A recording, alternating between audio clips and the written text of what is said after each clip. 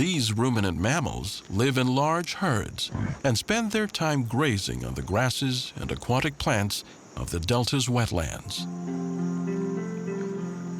This particular species is known partly for its mix and match characteristics. Its head is long and slender, like a horse. It has large and spreading hooves like an ox or cow, allowing it to walk on the soft ground. Its tail and body are similar to a donkey's. And of course, it has antlers, though they're different than most deer. They look like they're on backwards.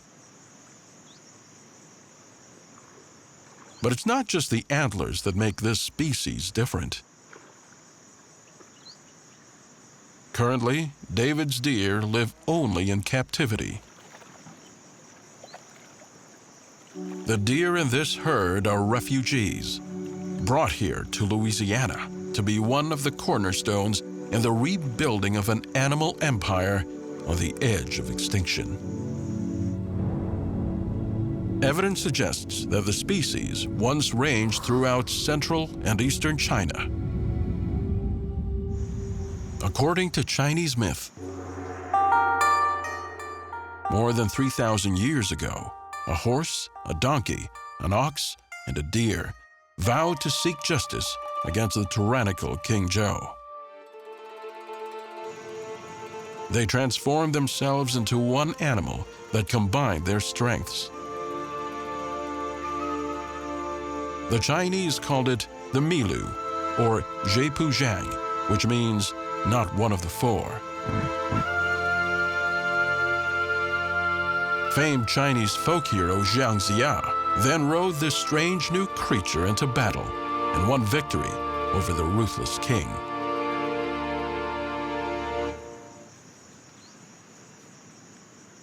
Having fulfilled its vow, the Milu settled in the lower Yangtze River and became a symbol of good fortune.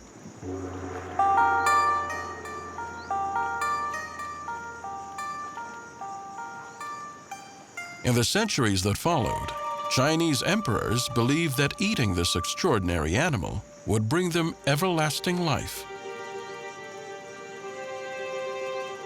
By the late 19th century, hunting had taken its toll. The Milu had been slaughtered to near extinction.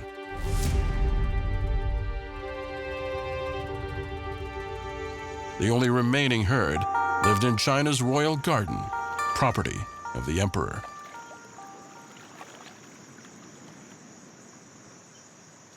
In 1866, a French naturalist, Father Armand David, heard about the rare and mysterious deer.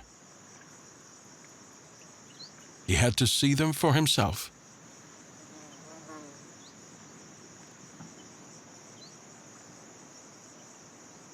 He convinced the emperor to send a few deer back to Europe, where scientists named the species Père, meaning Father David's deer. The emperor also agreed to send a few living deer to be showcased in European zoos. Though numbers were low, the species seemed destined to survive in these captive settings. Then, tragedy struck. In 1895, a flood destroyed China's imperial garden walls. Most of the deer escaped. Starving peasants killed and ate the fleeing Milu.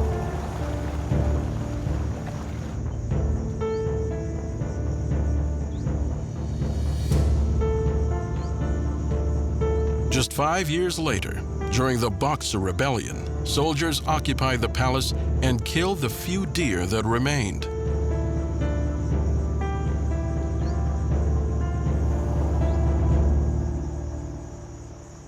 The empire of the Milu had fallen.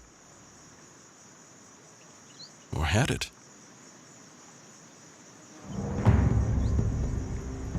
There were still the few remaining deer that had been sent to Europe. For Père David's deer to survive, the species depended on just 6 individuals whose genes would provide the building blocks for a new empire far from their native land.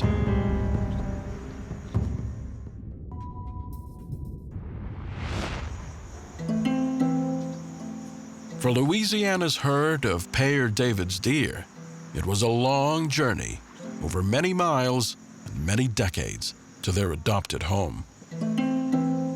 By the early 1900s, the last of China's deer population had been killed, and not a single member of the species was left in the wild anywhere in the world.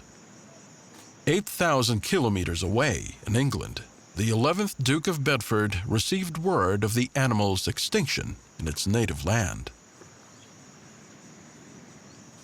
The Duke tracked down the few that remained in European zoos and brought them under his protection at his deer park at Woburn Abbey, just outside London.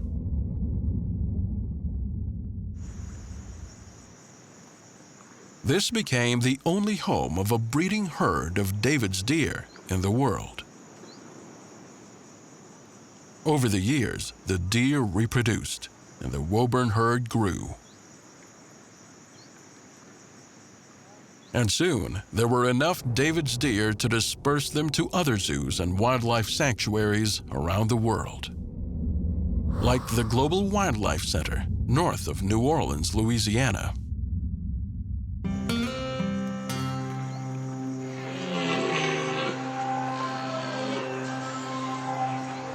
Rebuilding an empire starts with the right habitat.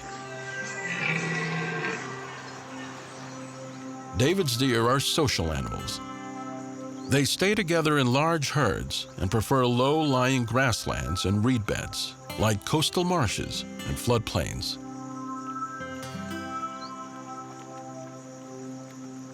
They spend hours a day cooling off in shallow water.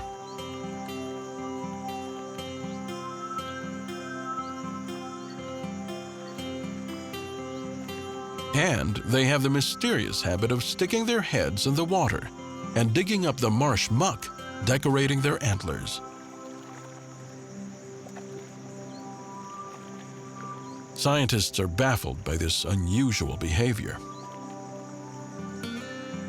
But what is known is that these antlers play a key role during the mating ritual known as the rut.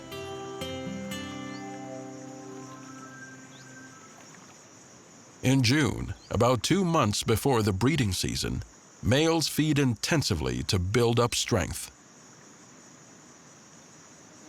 They eat grass, reeds, and bushes found in and around the wetlands.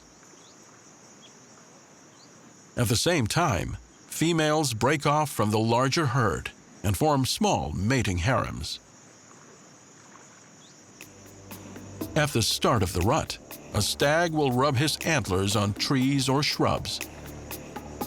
It was once believed this was to prep the antlers for fighting. But recent studies suggest it's to mark their territory. They rub their scent to demonstrate to other bucks and does that they are ready to mate. When a stag is ready, he approaches one of the groups of females. But he's not the only eligible bachelor. He must establish dominance by force.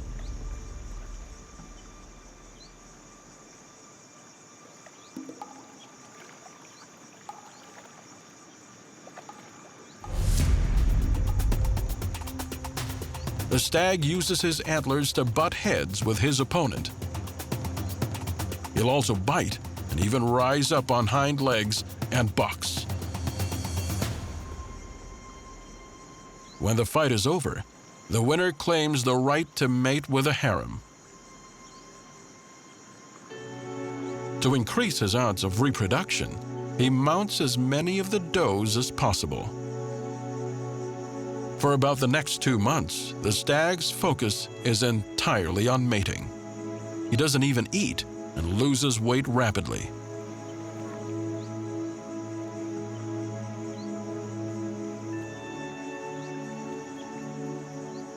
But he's not done fighting. He must continue to defend his harem from other males.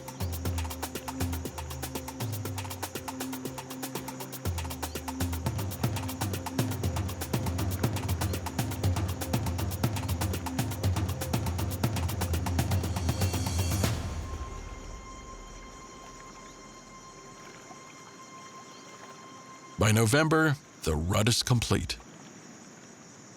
The stag leaves the harem, begins to feed again, and quickly regains his weight. He also sheds his summer antlers.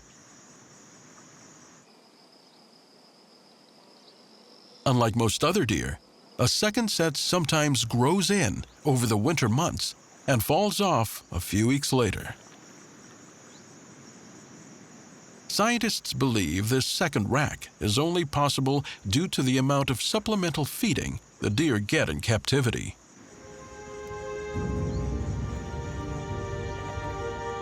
Meanwhile, the pregnant females return to grazing on the grasslands, feeding the unborn calves they now carry. Breeding within the confines of the park has its risks. A shallow genetic pool and the spread of disease can decimate a captive population. But David's deer have no choice. The survival of this species depends on a new generation born into captivity.